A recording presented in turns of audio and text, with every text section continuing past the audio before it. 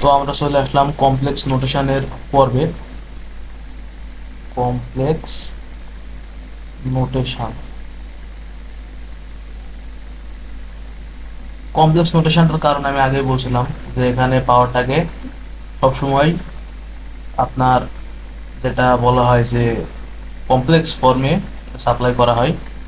Complex ফর্মে সাধারণত পাওয়ারটাকে এরকম ভাবে সাপ্লাই করা হয় VM IM cause omega t minus theta অথবা ফাই। সবসময় পাওয়ারটাকে এই অ্যাঙ্গেলেই ট্রান্সমিট করা হয়। তো এই কারণে আমাদের complex notation of single phase analysis খুবই দরকার। আদারওয়াইজ ইকুয়েশনগুলো ডেভেলপ করতে না পারলে ইন ফিউচার আমরা পার্টিকুলার ক্যালকুলেশন করতে সম্ভব হবে না। তো কমপ্লেক্স নোটেশনের ক্ষেত্রে আমরা আগে দেখছিলাম সার্কিট ডায়াগ্রাম, সেটা ছিল এরকম। এখানে একটা রেজিস্ট্যান্স ছিল, এখানে একটা ইন্ডাকটেন্স ছিল, এখানে ছিল ইম্পিডেন্স, আর এখানে ছিল নিউট্রাল। তো এইটাকে যদি আমরা নোটেশনের জন্য কমপ্লেক্স ফর্ম থেকে ফেজর ফর্মে কনভার্ট করি, তো সেখানে আমরা এরকম পাই। এক্ষেত্রে আমরা ভোল্টেজটাকে সবসময় রেফারেন্স ধরে নিই। তো একটা আমরা রেফারেন্স ধরে নিলাম রিসিভিং ইন্ডের ভোল্টেজ ভিআর। এখান থেকে আমাদের কারেন্টটা যেহেতু ল্যাগিং পাওয়ার ফ্যাক্টরে ছিল আমরা জানি আগে, তো এটা ল্যাগিং পাওয়ার অর্থাৎ নিচের দিকে যাবে, এটা হলো কারেন্ট আই। এইখানে যে কোনটা উৎপন্ন হয় সেটাই হলো রিসিভিং এন্ডের পাওয়ার ফ্যাক্টর। এখন দেখো এখানে আমাদের রেজিস্টিভ পোর্শনের ভিতরে কিছু লস ছিল। এই লসটা আমাদের কারেন্টের সাথে সেম অ্যাঙ্গেলে কাজ করে। তো কারেন্ট যে অ্যাঙ্গেলে ছিল অ্যাপ্রক্সিমেট সেই অ্যাঙ্গেলে আমরা রাখলাম আই স্কোয়ার আর, অথবা অনেক সময় আই আর দিয়েও এটাকে ইন্ডিকেট করা হয়। এখন সবসময় রেজিস্টিভ লসের সাথে ইন্ডাকটিভ লস অর্থাৎ এই পোর্শনের যে লসটা সেটা সবসময় 90 ডিগ্রি লিডিং পাওয়ার ফ্যাক্টরে কাজ করে।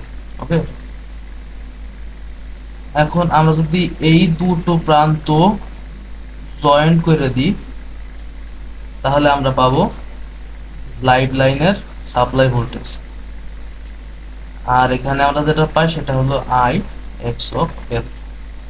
এখানে আমাদের যে অ্যাঙ্গেলটা কাজ করে সেটা হলো আলফা, অর্থাৎ সাপ্লাই এন্ডের পাওয়ার ফ্যাক্টর হবে আলফা প্লাস রিসিভিং এন্ডের পাওয়ার ফ্যাক্টর। ওকে,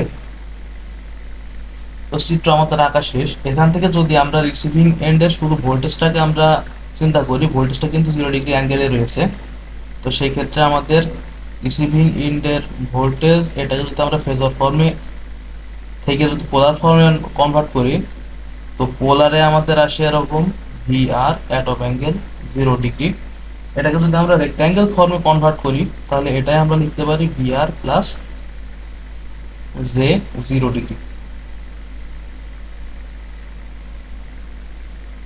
একই সাথে যদি আমরা কারেন্টটাকে কনভার্ট করি, এই কারেন্টটা আমাদের ফেজর ফর্ম থেকে যদি আমরা অ্যাঙ্গেল নিয়ে আসি তাহলে আমাদের অ্যাঙ্গেলটা আসে I at of angle minus I of R. এটা আসলে ইন্ডিকেট করে যে কতটুকু ল্যাগিং পাওয়ার ফ্যাক্টরে এটা কারেন্ট পরিবাহিত হচ্ছে লাইনের ভিতর দিয়ে সেটা। এটাকে যদি আমরা আবার রেক্ট্যাঙ্গেল ফর্মে শিফট করি তাহলে এরকম আসে I cos phi of r minus j sin phi of r। এখন আমাদের দরকার লাইনের ইম্পিডেন্স। এখন একটা বিষয় খেয়াল করো তোমরা, সেটা হলো এইখানে আমরা একটা সবসময় দুটো ভেক্টরের প্রিলিমিনারি আমরা একটা জয়েন্ট তৈরি করি। এই জয়েন্ট লাইনটা আমাদের আসলে বোঝায় যে আই আর ভেক্টরের যে লসটা আছে আমাদের আর এই আই এক্সেল ভেক্টরের যে লসটা আছে, এই দুটো লসের যোগফলই হলো আমাদের এটা। এটাকে আমরা নতুন একটা নাম দিই আই জেড। এখন আমরা ভেক্টরের একটা সাধারণ নিয়ম থেকে জানি, তো সাপোজ এখানে একটা আছে এ ভেক্টর আর এদিকে আছে একটা ধরো বি ভেক্টর। এই দুটো ভেক্টরের যোগফল কি হয়? এই এই লাইনটা হয় না লব্ধি, এই যে এই লাইনটাই তো হয়।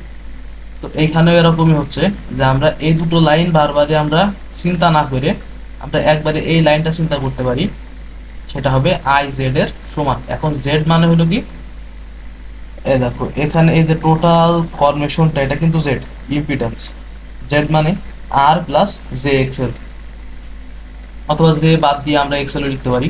তাহলে সেখানে I R plus I XL, এখানে যদি আমরা আই কমন রাখি তাহলে আর প্লাস এক্সেল এর পরিবর্তে আমরা জেডটা লিখতে পারি। তো এখানে সেই কাজটাই করা গেছে যে আমরা এই কোশ্চেনটাকে অ্যাভয়েড করার চেষ্টা করবো সবসময়। সো এখন আমাদের ক্যালকুলেট করতে হবে জেড ভেক্টরটা।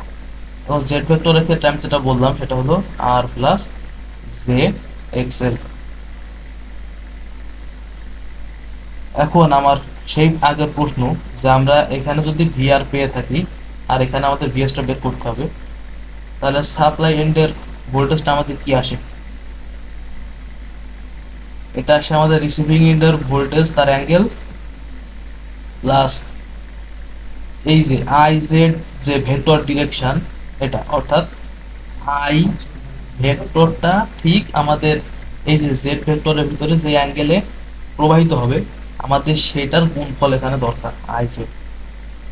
তোমরা অনেকটা হিসাব রাখতে পারো এরকম যে এটা অনেকটা লস পাওয়ারের মতো আয়ার। এখন এটাকে যদি আমরা একটু ভেঙে লিখি তাহলে এরকম লিখতে পারি যে ভিএস ভেক্টর সমান VR at of angle 0 degree, অথবা VR at of angle 5 degree, যত ডিগ্রি থাকবে সেটা ফেজ অ্যাঙ্গেল প্লাস আই, এখান থেকে আমরা আই ভেক্টর সমান কি লিখছিলাম, I cos phi minus J sine fire.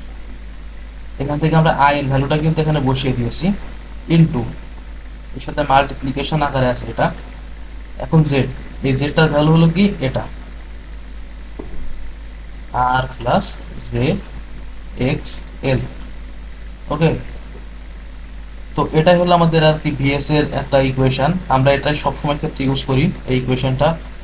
আবার একটু যদি আমরা সিম্পলিফাই করি তাহলে VR at of angle 5 degree এটাকে আমরা লিখতে পারি এরকম ভিআর প্লাস জে 0 ডিগ্রি। এখন জে 0 ডিগ্রি অথবা জে যত ডিগ্রি অ্যাঙ্গেলে থাকুক সেটা একই ব্যাপার। এরপরে বাকি অংশ হলো এটা, শুধু আমরা এখানকার এই পোর্শনটাকে এখানে সিম্পলিফাই করলাম। এখন অনেক ক্ষেত্রে 0 ডিগ্রি না থেকে যে এর কোন একটা অ্যাঙ্গেল থাকতে পারে, তো অধিকাংশ ক্ষেত্রে 0 ডিগ্রিতে থাকে, কারণ আমরা রেফারেন্স ভোল্টেজ ধরে নিই আমাদের লোড ভোল্টেজটাকে। VR plus IR cos IR plus I XL sine IR. সচরাচর আমরা এটা যদি ইউজ করি না তারপরেও এটা লিখে রাখলাম, এটা জেনে রাখা আর কি সুবিধাজনক। তো এটাই হলো আমাদের কমপ্লেক্স নোটেশন।